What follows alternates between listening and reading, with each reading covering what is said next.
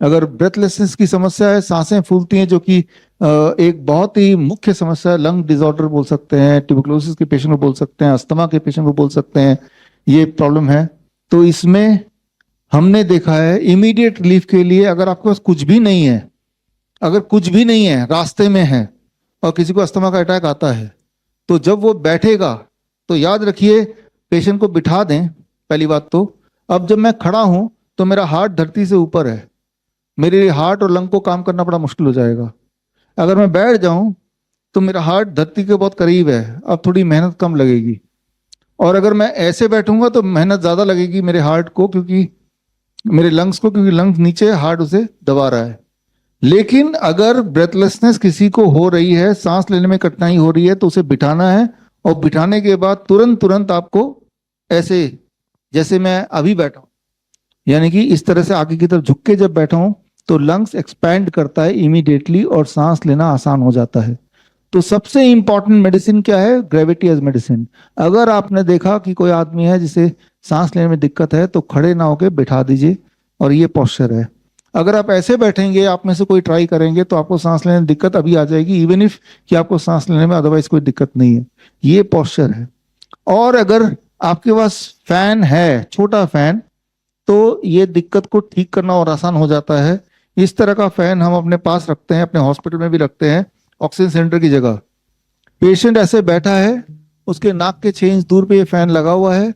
ये जो cold stream चेहरे पे पड़ रहा है, जब ये थोड़ी देर तक पड़ता है, तो ये रिसेप्टर्स हैं जो कि लंग्स को एक्टिवेट करते हैं, जिससे उसको सांस लेने में आसानी हो जाती है। दिखने में बड़ा सिंपल लगता है कि भाई ये कैसे काम करेगा, लेकिन ये काम करता है। ये साइंटिफिक एविडेंस बेस्ड है। मेरी किताब है 360 डिग्री पॉस्चुरल मेडिसिन, वो किताब यहाँ पे बना भी हुआ है, उसमें सारे एविडेंस दिए हुए हैं। तो ऑक्सीजन सिलेंडर की जगह हम पेशेंट को ये कराते हैं, और उसकी SpO2 15-20 मिनट में बढ़ी जाती है। तो ये, अगर पेशेंट लेटने की कोई जगह है, मतलब रास्ते में नहीं है, लेटाया जा सकता है पेशेंट को। अगर पेशेंट लेट सकता है तो हम जब लिटाएं, आप देखेंगे जब भी कभी हॉस्पिटल जाएंगे, अब कैमरा यहाँ कैच करेगा कि नहीं, आई डोंट नो, कोशिश कीजिए। तो पेशेंट को आप देखेंगे जब भी कभी आप हॉस्पिटल में, पेशेंट को पीठ के ऊपर लिटाया जाता है, ये पोस्चर होता है। अब हार्ट ऊपर है, लंग दबा हुआ है, वो पेशेंट को सांस आने में और दिक्कत हो जाएगी। ऊपर से ऑक्सीजन सिलेंडर का वो मास्क पहना हुआ है। हम उस पेशेंट को ऐसे लिटाते हैं, लाइक दिस। अब लंग्स थोड़ा खुल गया है, साइड पोज है, अब उसका ब्रीदिंग उसकी आसान हो जाएगी। इसे कहते हैं मेडिकल भाषा में प्रोन वेंटिलेशन। ऐसे ले सकता है, ठीक है ना? तो पहली दवाई क्या है?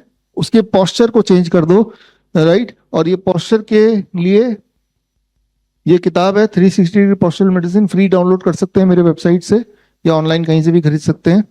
तो सांसें कहीं भी रुक जाए किसी की, तो उस वक्त हम बहुत कुछ कर सकते हैं उस पेशेंट को रिवाइव करने के लिए, इवन इफ हमारे पास कोई भी हथियार नहीं है तब भी। और सांसों की दिक्कत over the period of time ठीक हो जाए, नीम थेरेपी आप जोड़ दीजिए, और साथ में कुछ पंचकर्मा थेरेपी भी जोड़ सकते हैं। पंचकर्मा थेरेपी डॉक्टर हिमांशु बताएंगे क्या करना है।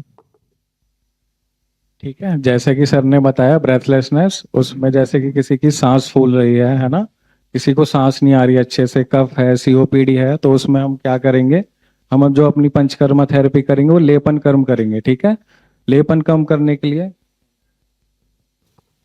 हल्दी लेंगे 10 ग्राम, फिर मुलेठी लेंगे 10 ग्राम, अजवाइन पाउडर लेंगे 10 ग्राम। ठीक है, इन सब का पाउडर लेके मिक्स करके इसमें तिल तेल मिलाएंगे। तिल तेल उतना मिलाना है कि जिसपे इसका अच्छे से पेस्ट बन जाए, और उसको क्या करना है फिर फ्राई। पेस्ट को हमें तवे या कढ़ाई में, जो भी आपके घर में इजीली अवेलेबल है, उस पे डाल के हीट करना है 38 to 40 डिग्री सेल्सियस पे। उसके बाद एक गॉज पीस लेना है, गॉज पीस पे इस तरह का लेप बन जाएगा, आप देख सकते हो। ठीक है, उसके बाद पेशेंट की चेस्ट पे रख देना है फॉर 30 मिनट्स, 30 मिनट्स के लिए आप इसे रखोगे। उसके बाद इसे क्लीन कर लोगे। ये आप दिन में एक बार करोगे 15 से 30 दिन के लिए। अगर आप देख पा रहे हैं, it is like this, right. और ये अंदर की तरफ रखेंगे, है ना, और ये 30 मिनट तक रखना है, और ये हर दिन करना है 15 से 30 दिन तक। ये डिपेंड करता है कितनी सीवियरिटी है, तो ये है। तो याद रखिए कि ये सारे इंग्रेडिएंट जो हैं ये घर पे होने चाहिए, जो कि बहुत ही आसानी से आपको कहीं से ही मिल जाएंगे।